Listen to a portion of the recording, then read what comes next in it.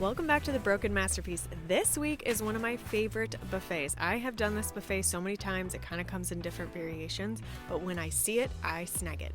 It typically is one of my best sellers because I usually do a stained top and a painted base. So we are going to start this thing from scratch, from start to finish. I'm going to show you how to flip this.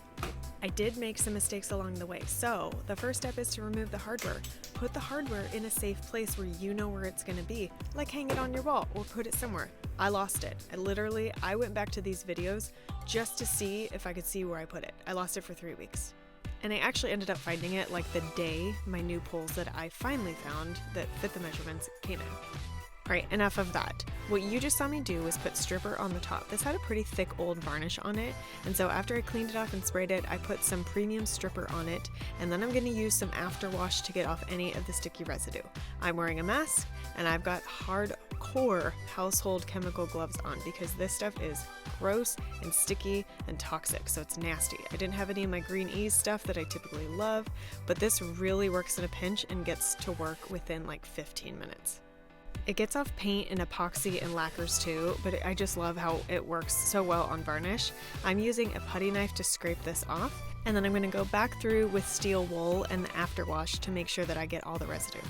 The kind of steel wool matters, so the grit I'm using for this is a number 1. Before I bought this piece, I knew by looking at the back it had a little lip on the wood, so I knew it wasn't solid wood. It's a wood veneer, which it's a really good wood veneer, but I knew that I didn't want to scratch too much of it, so I didn't have to sand down too far. But basically a 1 is going to scratch any of the additional varnish that's stuck on the table, and it really cleans it off, and it gets some of that stain off too, so you can see it's like disappearing almost. I go through with a shop cloth after this. I use the afterwash again, and I do one big coat. Once it's dry, I take my Surf Prep sander and I tried to get these scratches out without going too deep. But this sander is not powerful enough, and I didn't have any of the 80 grit papers that come with it because I ran out. And so I got out my DeWalt. It is my go-to beast of a sander to do the top, and I just use the Surf Prep with the surf pads that go around corners and lots of detailed pieces like this with that Surf Prep sander. You can imagine how much prep goes into pieces like this. Just imagine messing up halfway through this and having to completely redo the top, because that's what happens, so just stay tuned. Anyways, back to sanding. I used 100 grit to make sure that it wasn't going to burn through the veneer and make sure that it didn't go down too far. It seemed to work really well. It got out the majority of the scratches, and then I got out Bombay Stain. Bombay Mahogany is a gel stain by General Finishes. Now, before I talk about staining this, or before you stain, make sure that you didn't just stop at 100 grit.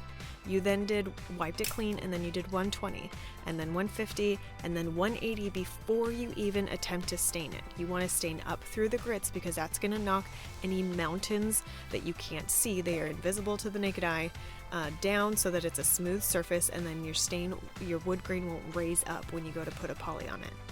The stain process is really straightforward. Gel stain is great because it acts almost like a paint and you just kind of rub it in. It goes on beautiful, but as soon as I put it on, I realized that it was really red and I didn't love it, but this was a piece I was going to sell, so I just kept going. I taped off the top and I primed the base, and then I sanded the prime before I got to painting. I had already taped off the drawers so that I could pull them out and paint the tops of them. Typically, I just paint the dresser with the drawers popped in all the way, but they were really thick and I wanted to make sure that I got them. So I did end up taping them off. I pulled them out kind of one at a time, and then I push them back in as soon as I get the top of them, and then I can paint the whole thing. This gun is a Wagner Flexio 5000. I actually did a review video on it that you can check out, and you can see the URL Genius link for that below in the description. But this gun is amazing. It sprays like butter. This is actually a lacquer paint I had custom made in a blue, and it's gorgeous and it's going on flawlessly. I didn't have to thin it at all in the sprayer, and it comes out like butter and sits on it perfectly. This is a lacquer by Renner. It's water-based and it's wonderful to work with. It dries in about an hour. So I did about 2 coats on this, and it was perfect coverage for me to get out my Dixie Belle Best Dang Wax in Brown, and I put that with a wax brush through all the details, and then took steel wool 00 and buffed off the spaces that I didn't want the wax completely heavy.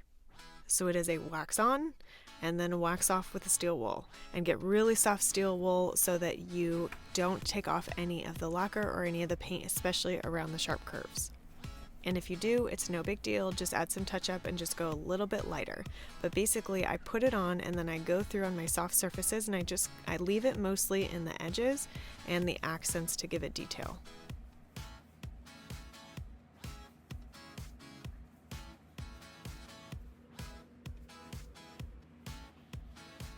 Alright, I got out my polyurethane and this is where I went wrong. I hadn't done poly in a while and I forgot that I love spraying it, and I just decided to put on some beautiful music and paint. And I poured it on and then I spread it out and I thought it would be fine.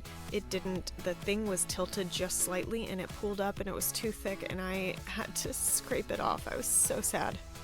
I don't know what I was thinking. I think I was in the middle of like 2 other projects. Anyways, I stripped it and I sanded it back down. And that took a whole nother afternoon.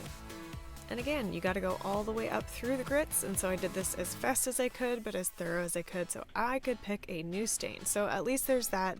I did get to change my stain to be less red. I did clean it off with mineral spirits before I applied the oil-based stain this time. It's not a gel stain, it's called Jacobian by Minwax.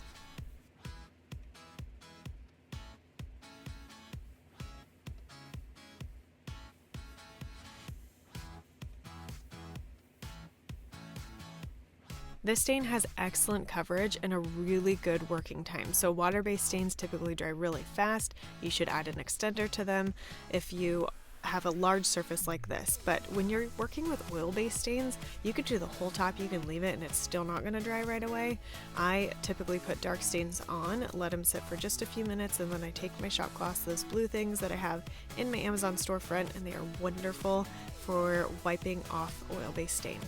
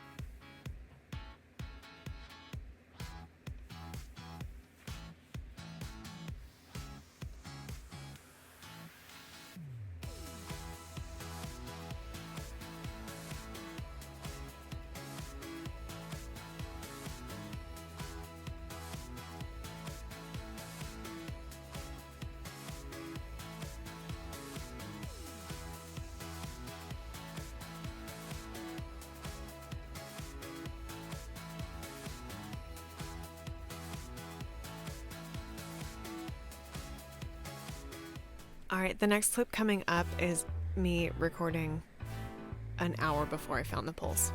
But that's okay. I love the new modern poles and I think it totally changed the look, so I'm really happy with my choice. I just ordered these poles and just got them out of the bag and I'm so excited. So I'm going to give you guys a review so you can see firsthand.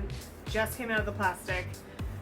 I had vintage poles for these and I lost them, and so I was so bummed because old pieces need a very specific measurement of pole, and these are 5.75 inches and I could not find anything that would look good until I found these on Amazon. So, you guys, okay, don't drop that. These can be adjusted. Like, I'm probably gonna put one here on the doors, and then here. They are gonna fit perfect. Like, they could fit here if you needed. They could fit here. I'm so excited. It's really easy. I've done these before. You put the little plug right here. Other plug here. It gives you a little arrow. And then your screw holes go in there. I'm gonna put this down for a minute. And it comes with washers, which I always need these. So you put your washer in, multiple washers. Oh, I have extra now. Yes! And then in your screw hole goes the screw. And as soon as it starts tightening up, it will start pressing in, and so it doesn't move anymore.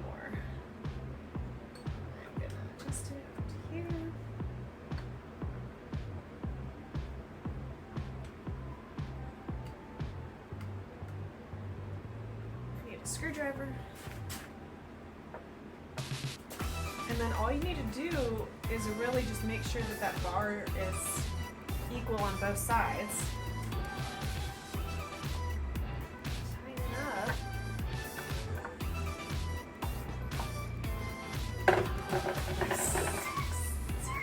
Oh my gosh! And they don't move. It's perfect. I'm so bummed. Oh. I decided to forego a knob on the front and I put these bowls. It was really cool because you can make them into a bar pull. So with the base being completely done now, I decided it was time to finally put the poly on the top. This time I made an entire spray booth around this piece. I put mineral spirits with polyurethane in my Wagner Flexio 5000 and it sprayed like glass. It honestly went so easy through this gun. I highly recommend this gun. And thinning it with 10% of the mineral spirits just really helps it go smoothly through and self-level. So it is amazing to work with.